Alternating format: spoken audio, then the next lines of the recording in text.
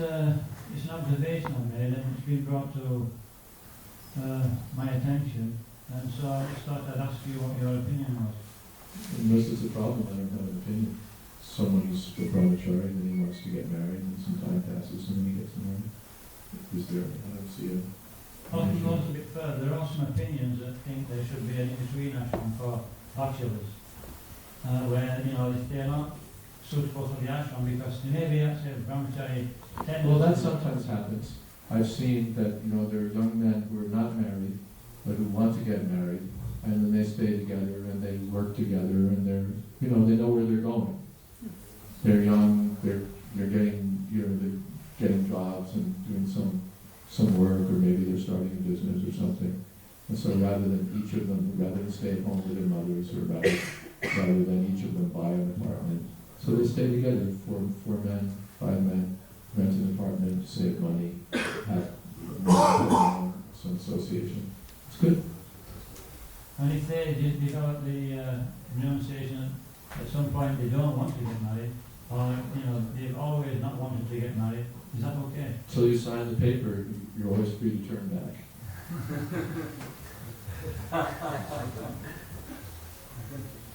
And it's like walking over, anyway, till you walk over the cliff, you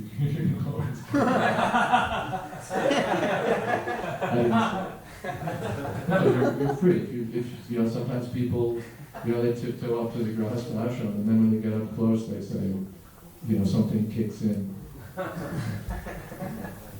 And they say, wait a second, they reconsider, and they, you know, they redo the calculations, redo the math, and turn back. I would criticize that. You've seen that funny video of the guy that would be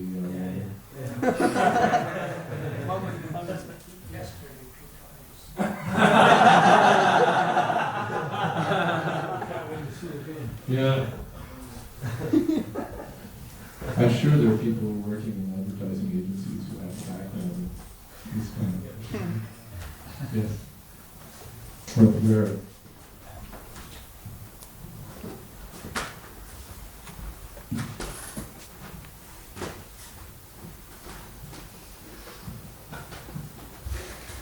So, according to the word ashrams, we hear a lot about brahmachari, a lot about vinasta, and also something about sannyas, but actually, to the day I cannot really figure out what in nowadays the vanaprastha ashram is about. So can you please say something? I've been talking a lot about it. This audience doesn't need too much information. But it's a kind of via medium.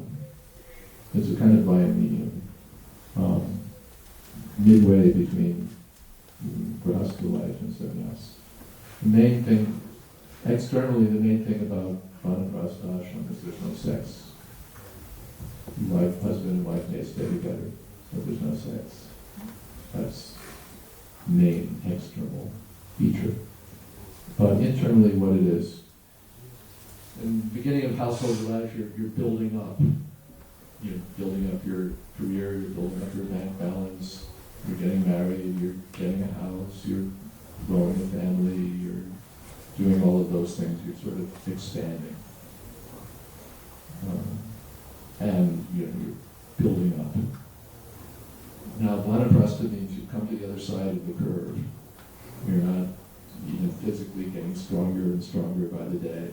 You're heading toward the other end. So if it's a bell curve, you're now on the down slope. So then you start winding up your affairs. You're not looking for a higher paying job, for a promotion, and a bigger house. You start to maybe work fewer hours, move into a smaller house,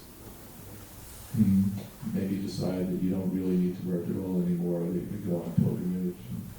More time for hearing, more time for chanting, more time for devotional service. So from the mentality of building up materially, now it's winding down, handing things over to the next generation, and getting free for spiritual activities. That's the basic principle of vanaprastha ashram. So they used to go to the forest and practice austerity. There are different ways of externally accepting the duties of the Vanaprastha ashram. But the basic principle is getting detached from everything that I built up without involved in. Okay. Whichever, where the microphone, okay, I'm going to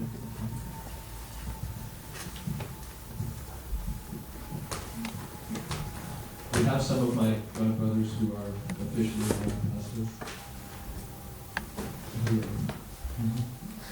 Going very consciously going in the direction of getting detached and doing more preaching and spiritual things. Maharaj, what do you think of the backward process when Grihastas, become brahmacharis again? I've seen, since I've been a brahmachari, I've seen a few examples that some Grihastas get divorced or something, and then they come back to stay in the ashram as brahmacharis again. So what do you think of this? So instead of becoming a Vanaprastha, or are they called Vanaprastha? Call them what you want, but it's good, they're finished. I had a sort of a running joke that I want to start an ISKCON ministry for creative divorce. There's so many divorces, and people, they start off a family life and then they become unhappy with family life, so they get divorced. And that's a terrible thing. But I figured out that in Kali Yuga, in India or in Vedic culture, they have Vanaprastha life, and in the West, we have divorce. So just accept it and use it in Krishna consciousness. Okay, now we're divorced. The only rule for my ministry of creative divorce is once you're divorced, stay divorced. And then don't go back and chew it again.